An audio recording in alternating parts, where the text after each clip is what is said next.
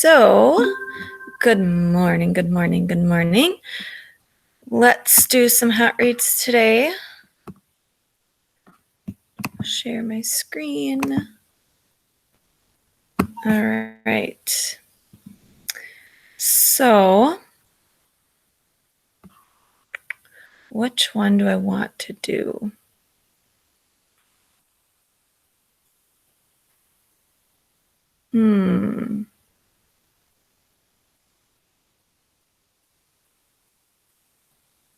Said I would do something different.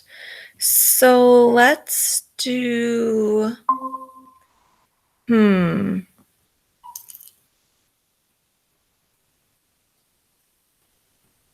is a nice one.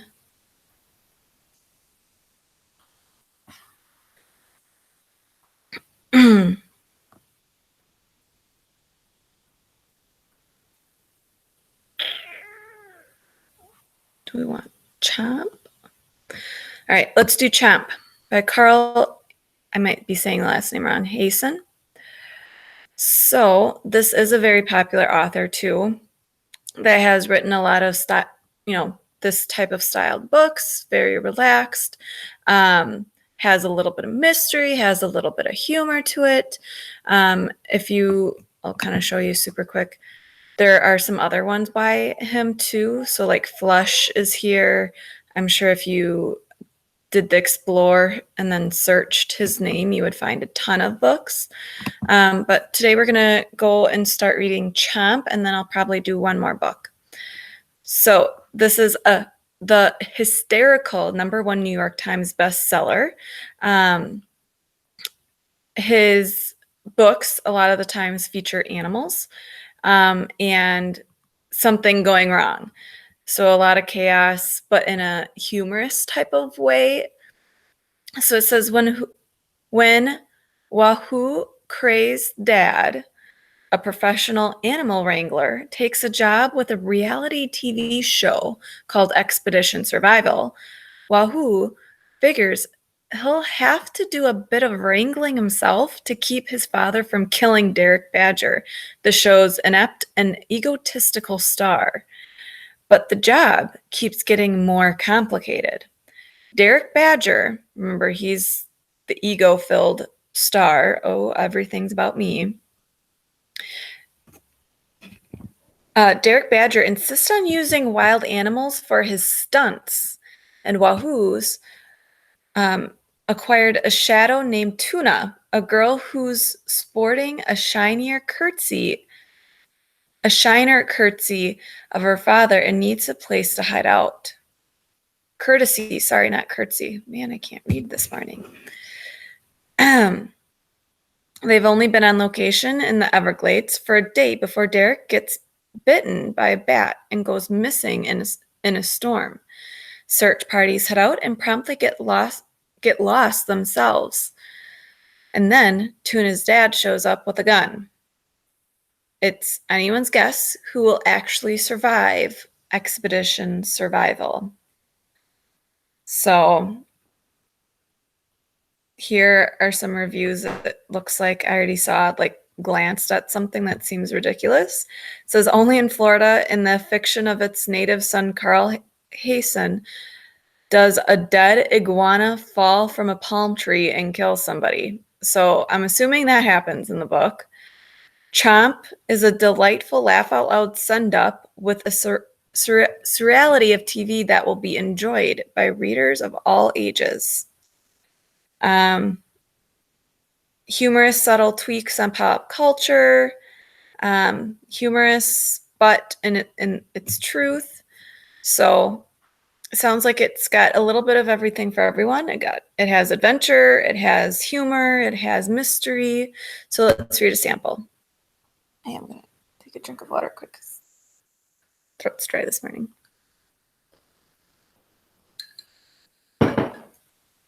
All right. So like I was saying, there's a lot of other books by Carl, and here are all the books that are very similar, and they all feature animals. So if you love animals and reading books with animals and has a little bit of humor to it, he's your author to go to. Hoot, Flush, Scat, Skink, and Squirm are all other books by him. So Hoot is with owls, Flush is with the fish, Scat, I think of like rats, but I know scat is like the term for poop when you track animals. So maybe it might be deer too. Skink, I think of a skunk, and squirm is a worm. But I could be slightly off on those animals. All right, Chomp. Chapter 1. Mickey Cray had been out of work ever since a dead iguana fell from a palm tree and hit him on the head. The iguana, which had died during a hard freeze, was stiff as a board and weighed 7.5 pounds. Mickey's son had measured the lifeless lizard as a fishing scale, then packed it in ice with the turtle veggies in the cooler behind the garage. This was after the ambulance had hauled Mickey off to the hospital, where the doctor said he had a serious concussion and ordered him to take it easy. Someone who works with wild animals, I don't know if they would take it easy. I feel like that would be a little difficult. It looks like we got the iguana falling already. This was after the oh no, I read that part. And to everyone's surprise, Mickey did take it easy. That's because the injury left him with double vision and terrible headaches. He lost his appetite and dropped 19 pounds and lay around on the couch all day watching nature programs on television. "I'll never be the same," he told his son. "Knock it off, Pop," said Wahoo, Mickey's boy. So Mickey's the dad's name. Mickey had named him after Wahoo McDaniel, a professional wrestler who'd once played linebacker for the Dolphins. Mickey's son often wished he'd been called Mickey Jr. or Joe or even Rupert, anything but Wahoo, which was also a species of saltwater fish. So not only is he named after a wrestler, but he's also named after a species of fish. Interesting. It was a name that was hard to live up to. People naturally expected somebody called Wahoo to act loud and crazy, like Wahoo! But that wasn't Wahoo's style. Apparently, nothing could be done about the name until he was all grown up, at which point he intended to go to the Cutler Ridge courthouse and tell the judge he wanted to be called something normal. "Pop, you're going to be okay," Wahoo would tell his father every morning. "Just hang in there." Looking up with hound dog eyes from the couch, Mickey Cray, which I think is still kind of interesting with the play on words because we've got crayfish too. So even their last name is related to fish. Mickey Cray would say, "Whatever happens, I'm glad we ate that bleeping lizard." So they ate the lizard that fell on his head. On the day his dad had come home from the hospital, Wahoo had defrosted the dead iguana and made a popcorn stew. Or, I'm sorry, I can't read today. Goodness. Peppercorn stew, which his mom had wisely refused to touch.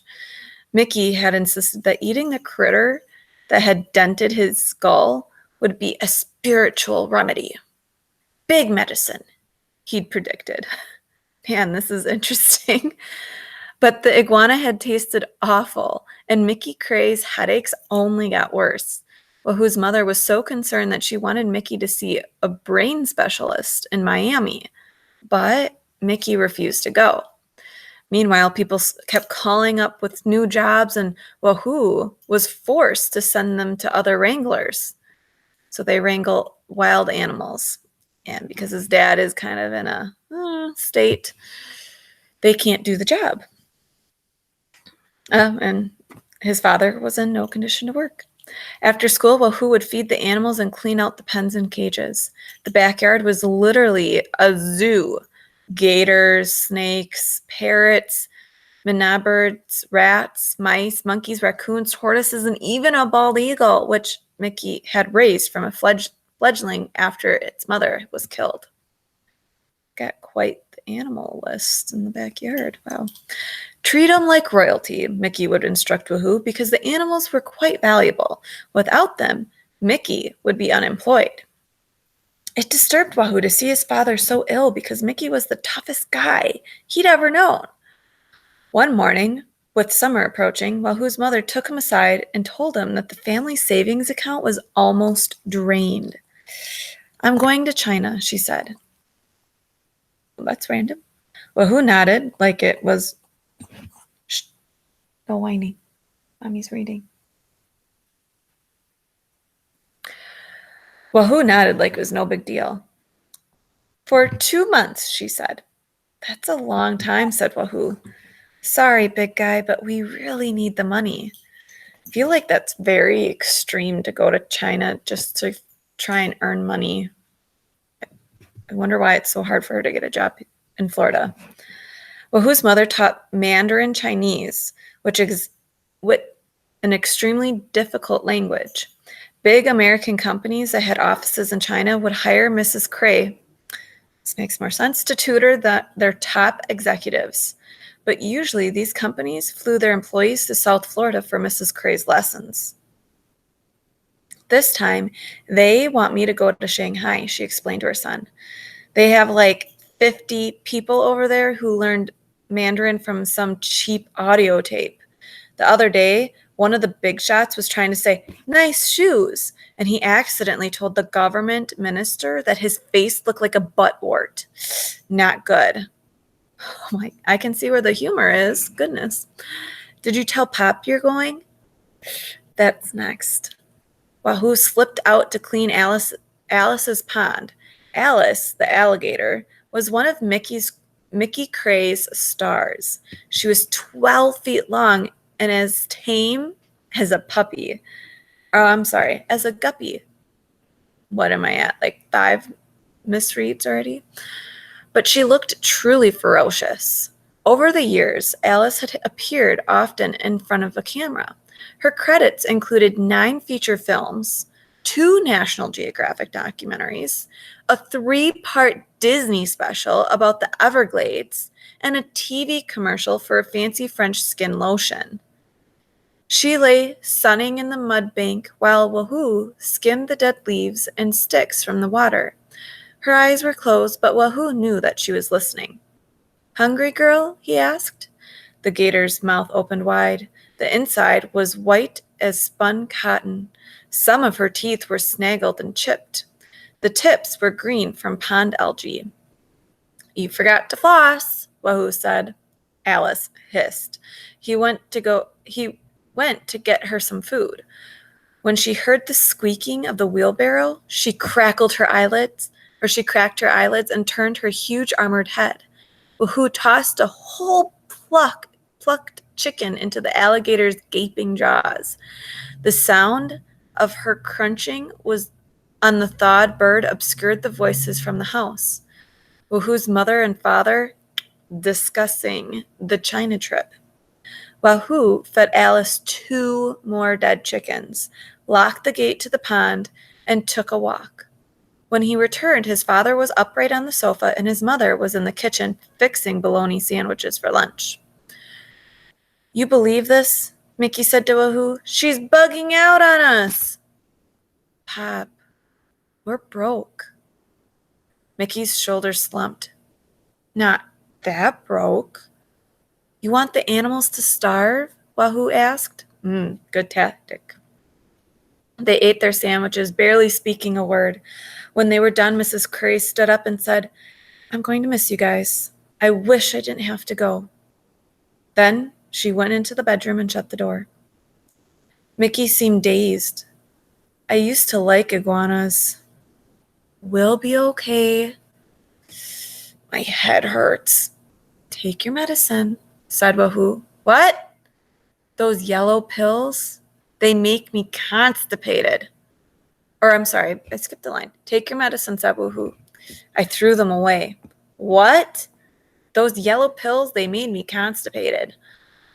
Yahoo shook his head. Unbelievable. "Seriously, I haven't had a satisfactory bowel movement since Easter." "Thanks for sharing," said Wahoo.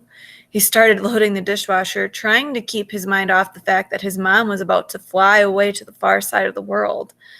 Mickey got up and apologized to his son. I'm just being selfish. I just don't want her to go. Me neither. The following Sunday, they all rose before dawn. Wahoo lugged his mother's suitcases into the waiting taxi. She had tears in her eyes when she kissed them goodbye. Take care of your dad, she whispered. Then to Mickey, she said, I want you to get better. That's in order, mister. Watching the cab speed off, Wahoo's father looked forlorn. It's like she's leaving us twice, he remarked. What are you talking about, Pop?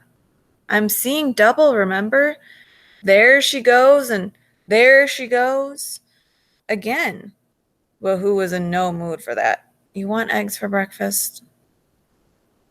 Afterward, he went out to the backyard to deal with the troublesome howler monkey named Jocko, who'd picked the lock on his cage and was now leaping around, pestering the parrots and macaws. Wahoo had to be careful because Jocko was mean. He used a tangerine to lure the surly primate back into his cage, but Jocko still managed to sink a dirty fang into one of Wahoo's hands. I told you to wear canvas gloves, scolded Mickey when Wahoo was standing in the sink cleaning his wound. You don't wear gloves, Wahoo pointed out. Yeah, but I don't get chomped like you do. That was hogwash. Or that's a very different saying than what we use. Pretty much like that's not true. Mickey got chomped on all the time. It was an occupational hazard. His hands were so scarred that they looked fake. Ew, I'm just picturing, where am I? Like rubber Halloween props. The phone rang and Wahoo picked it up. His father weaved back to the couch and flipped through the TV stations until he found the Rainforest Channel. Ooh, that sounds relaxing. Who was it that called? He asked when Wahoo came out of the kitchen. Another job, Pop. You sending him to Stiggy? Jimmy Stigmore was an animal wrangler who had a ranch up in West Davie. Mickey Cray wasn't crazy about Stiggy. No, I didn't, Wahoo said. His father frowned. Then who'd you send him to? Not Dander. Donnie Dander had lost his wildlife importing license after he got caught smuggling 38 rare tree frogs from South America. The tree frogs had been cleverly hidden in his underwear, but the adventure ended in embarrassment in the Miami airport when a customs officer noticed that Donnie's pants were cheaping. Wahoo said, I didn't send him to Dander either. I didn't send him anywhere. Okay, now you lost me, said Mickey Cray. I said we'd take the job. I said we could start next week. Are you crazy, boy? Look at me. I can't see straight. I can't hardly walk. My skull's about to split open like a rotten pumpkin. Pop, what? I said we. Wahoo reminded him. You and I together. What about school? Friday's the last day. Then I'm done for the summer. Already? Yahoo's dad can't keep up with Wahoo's academic schedule as closely as his mother did. So, who called about the job? Wahoo told him the name of the TV show. Not him, Mickey Cray snorted. I've heard stories about that jerk. Well, how does $1,000 sound? Wahoo asked. Pretty darn sweet. That's 1,000 a day. Wahoo let that sink in. If you want, I'll call him back and give them Stiggy's number. Don't be a knucklehead. Wahoo's father rose off the sofa and gave him a hug. You did good, son. We'll make this work. Absolutely, said Wahoo, trying to sound confident. Ooh, that kind of foreshadows into some difficulties I plan to see. All right. So that is Chomp. I think I don't think I have a whole lot. I just have, I think, Hoot in my classroom library. I might have to buy some of Carl Hasen's books because it sounds like a pretty nice, fun read. So I'll have to try and read one of those this summer. Another book that I would recommend is, I don't think I've done this one, The Breadwinner. This is a really popular series. Does deal with refugees again, I believe, but it is one series that is super chill. Excuse me, or I should say more of a fast read. But it does have fiction in it. It does have some basic what's going on in the world. These, as you can see, are the other books. And if you don't want to read the book, there is an audio version as well that you can listen to on Sora. But pretty much The Breadwinner is, like I said, it's a very popular book. I am planning on reading the series this summer.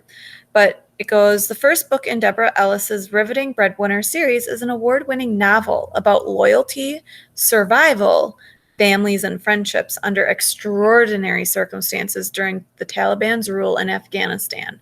So it kind of helps you understand part of history and current times as to what's going on in Afghanistan and the difficulties with the Taliban there. So getting into it more, it says 11-year-old Parvana lives with her family in one room of a bombed out apartment building in Kabul, Afghanistan's capital city. So Kabul is the capital city of Afghanistan. Parvana's father, a history teacher until his school was bombed and his health destroyed, works from a blanket on the ground in the marketplace, reading letters for people who cannot read or write.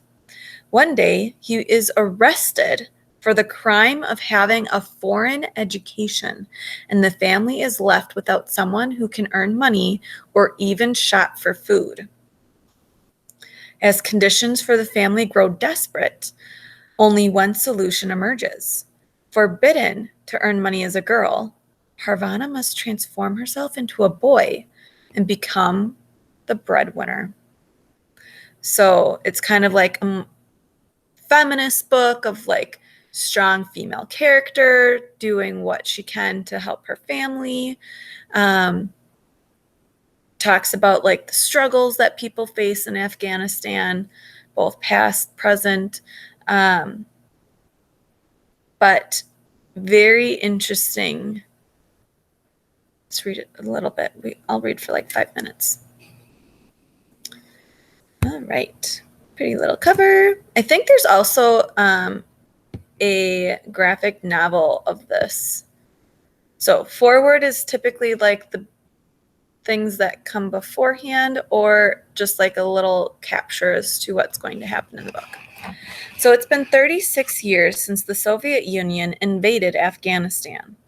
It's been 26 years since their departure marked the start of the bloody civil war. It's been 19 years since the capture of Kabul by the Taliban army, and 14 years since that terrible day in September that unleashed events leading to the Taliban's removal from power. That's an awful lot of war for a country that's barely the size of Texas. My involvement with Afghanistan began when the news of the crimes of the Taliban hit the Toronto newspaper back in 1996. Since then, I have been trying to understand what war does to people. War is made by people living in safety who make the decision to take risks with the lives of others whose opinions on the matter are not even solicited or like asked for. War is made by those who profit from the manufacturing of weaponry. War is made by people who are too lazy to put the creative work and compassion into coming up with a solution to their problems that does not involve murder. I've seen the way bombs and bullets shatter human bodies and devastate families. I've learned what happens when the destruction of infrastructures leads to bad water, food shortages, and the lack of medical care. And I've learned from refugees about their lives, about how their lives have been derailed and reduced to waiting for food, for shelter, for documents, for space, or for peace. Through all the tales of crime and chaos, there have been heroes, giants of courage, who in big ways and small put human decency above all else. I've met teachers around the world who carve out little niches of safety and childhood for kids in need. I've met librarians who remind us that human beings are capable of creating things noble and sublime. I've met builders and farmers, health workers and home workers who go through incredible difficulties just to make the next day, the next hour, a little bit better for those around them. I've met parents of dead children who take in children of dead parents, raising them with love and care. And I've met children who cast aside the hatreds of the older generation and work towards building a world of radical kindness and beauty. In today's warfare, 95% of the casualties are civilians. So people who are not actively fighting, they are just citizens. This means that when we give our governments permission to go to war, we are giving them permission to kill people who are just like us, who complain about the weather, love their children, and wonder what to have for dinner. People who have done us no harm. Books can help us remember what we have in common as humans.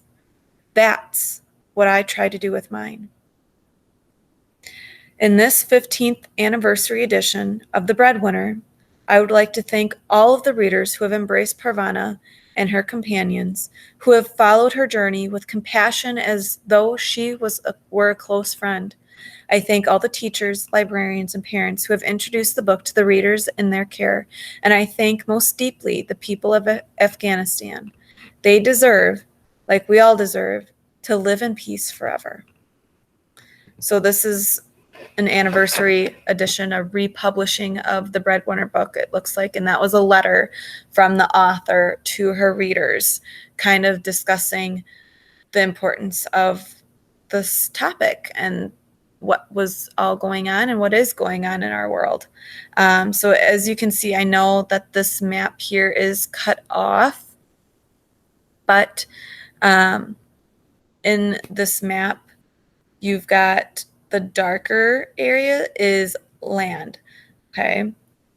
Or not land, but this right here is land. This is land as well, but it's Afghanistan, and that's where it's focused on. Let me see if I can change the layout. There we go. Okay. Nope, it won't let me. Okay. So right here is the Arabian Sea. Okay. If we look at the map down below, we've got Europe, and the dark shaded spot is Afghanistan, which is this lighter country right here. And it is close to China. It is close to Pakistan. It is somewhat close to India and Iran. So that's kind of the Middle East area that we talk about a lot. So, and then there's the other half of the map. And I'm actually going to, well, you can bookmark it. Nice. Come on. Go back to this. There we go. All right, chapter 1. I can read that letter as well as my father can, whispered Parvana into the folds of her chatter. Well, almost. She didn't dare say those words out loud. The man sitting beside her father would not want to hear her voice, nor would anyone else in the Kabul market. Parvana was there only to help her father walk to the market and back home again after work.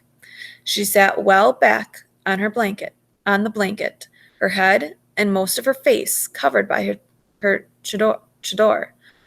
Might have to see how to pronounce that correctly. I'm assuming the chador is part of their headscarf. Actually, let's look it up quick.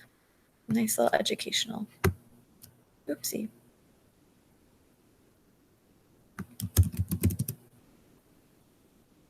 Yep, so it's like part of their head scarfing to cover. It's a large piece of cloth that is wrapped around their head and upper body, leaving only the face exposed.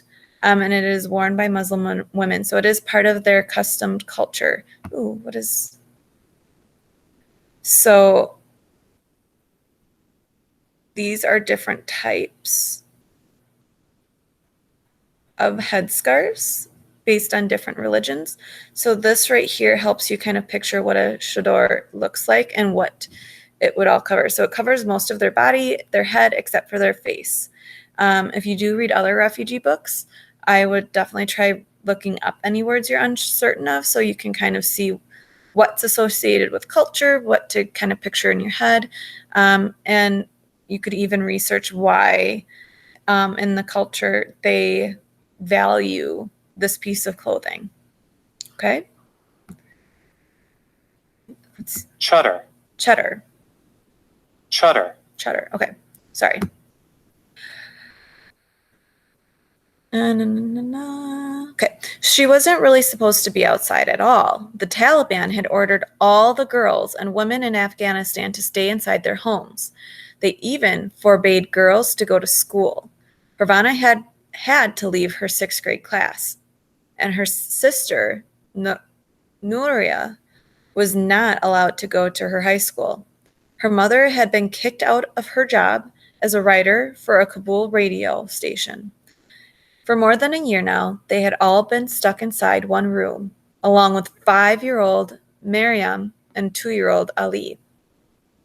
Parvana did get out for a few hours most days to help her father walk. She was always glad to go outside, and even though it meant sitting for hours on a blanket spread over the hard ground of a marketplace, or even though it meant sitting on the ground. Okay, sorry, I read that wrong, with the wrong fluency.